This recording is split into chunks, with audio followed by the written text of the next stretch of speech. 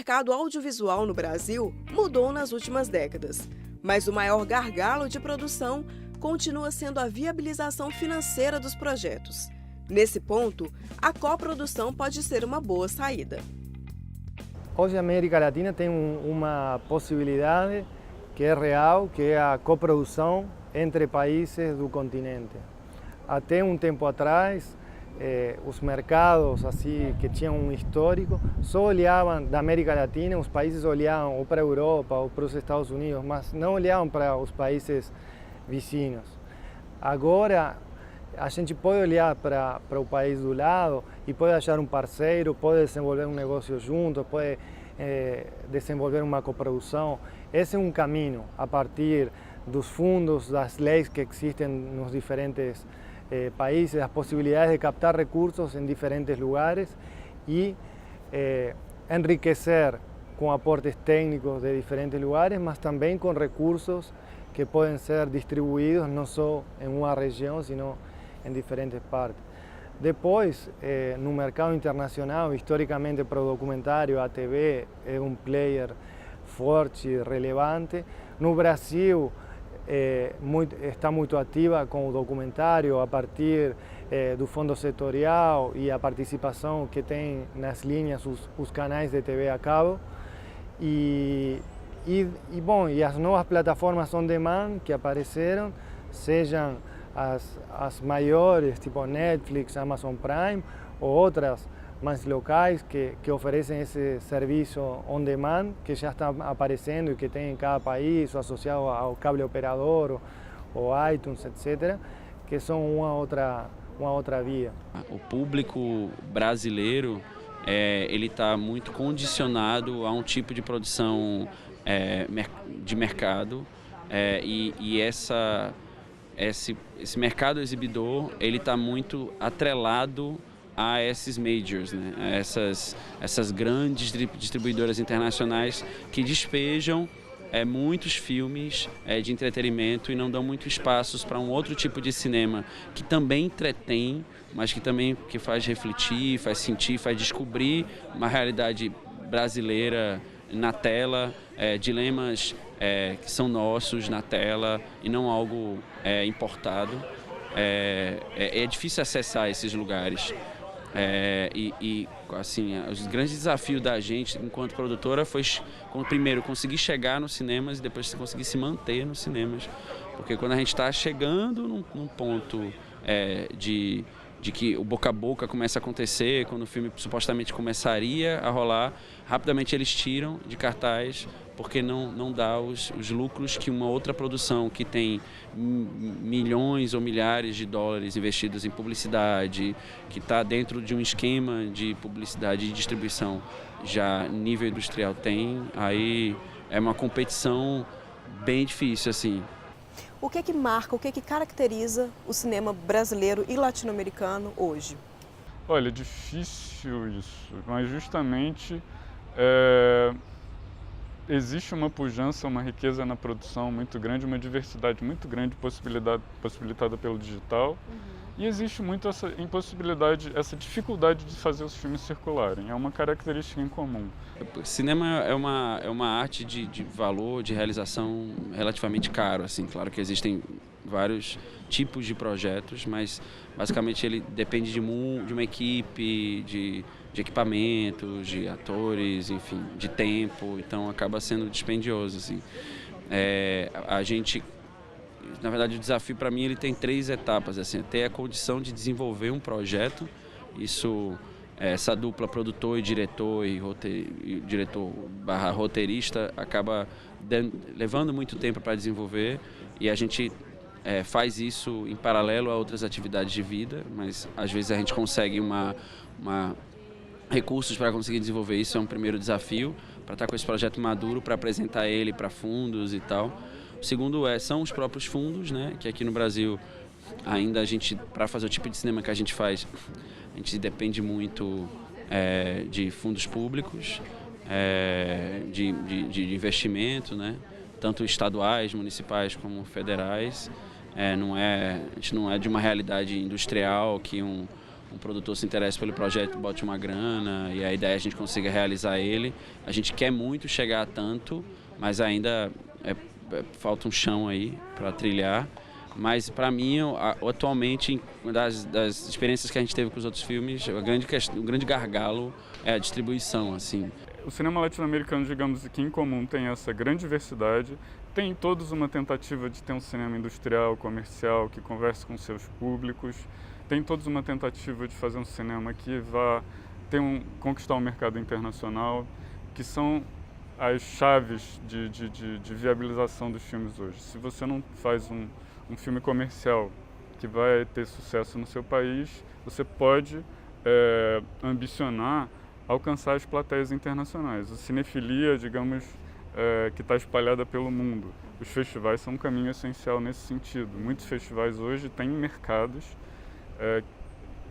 muitos não, praticamente todos os grandes festivais onde os filmes são negociados, comercializados, onde se faz contato, se vende para a televisão, se vende para o circuito de arte. Então são dinheiros pequenos, mas são dinheiros pequenos que vão entrando e viabilizam os filmes pequenos. Essas coproduções, né, que vão sustentando, exatamente. né? Aí você tocou num ponto importante que estava me escapando.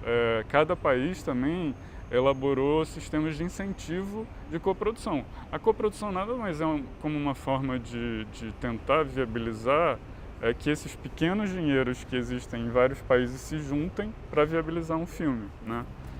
A bilheteria indicava que em 2013, os filmes nacionais levaram quase 28 milhões de pessoas ao cinema, enquanto filmes estrangeiros atraíam quase 122 milhões de pessoas.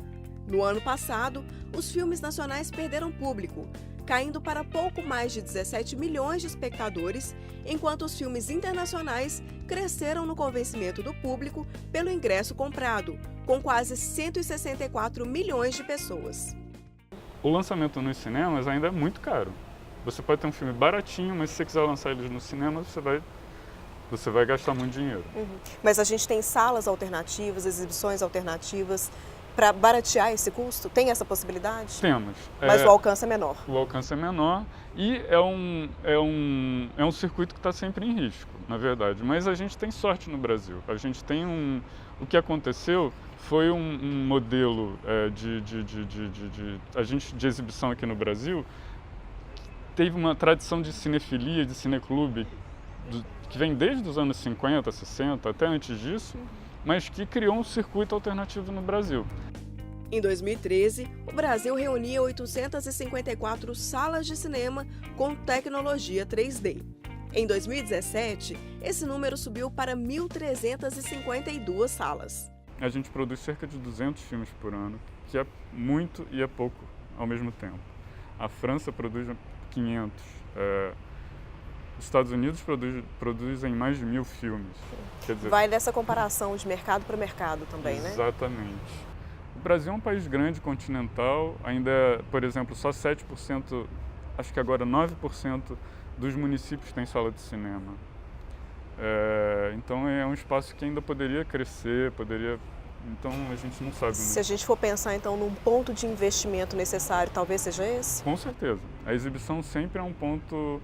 E a exibição cresceu muito nos últimos anos porque havia justamente cidades totalmente carentes de cinema e desassistidas nesse sentido. Então teve shoppings sendo construídos e novas salas de cinema. Foi incrível. A gente voltou a um patamar de 3.000 salas, que ainda é muito baixo para o tamanho do Brasil, mas é o equivalente ao ápice do nosso mercado, que foi mais ou menos nos anos 70. Paulo, como que você enxerga a indústria do cinema latino-americano nos próximos 10 anos?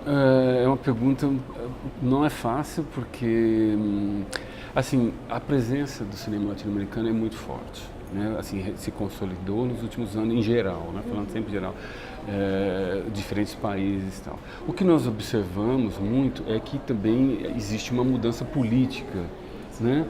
Nos países chaves da América Latina, Brasil, Argentina, Chile, Colômbia, né, que são os produtores, né, no México também, então, são mais sensíveis, né, ainda essas democracias novas são mais sensíveis à política para o cinema cultural também, né?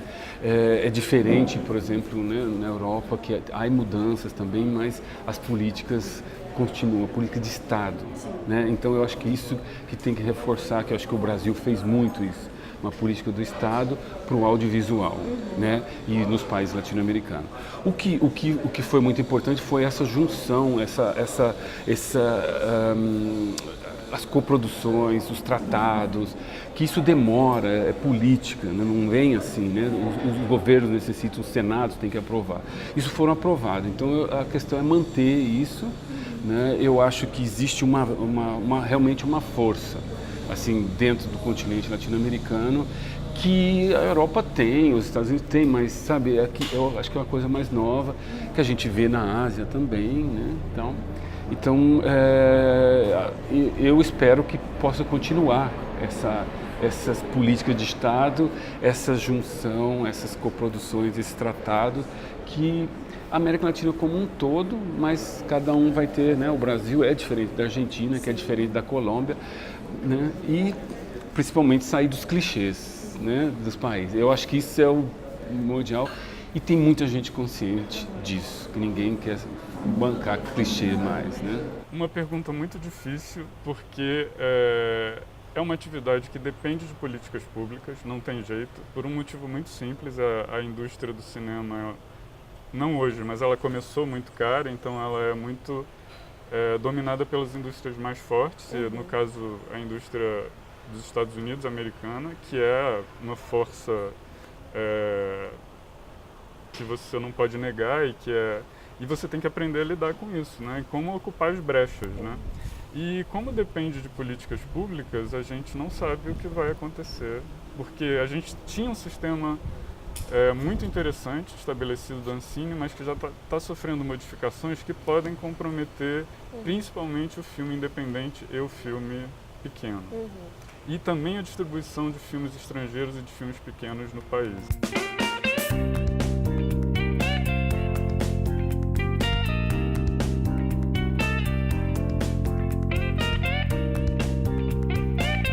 O Mercado de Negócios de hoje fica por aqui. Se você quiser enviar sugestões de temas ou comentários, entre em contato conosco pelo e-mail ou o site da TV Horizonte. Acesse também as nossas redes sociais. Eu espero você na semana que vem. Até lá!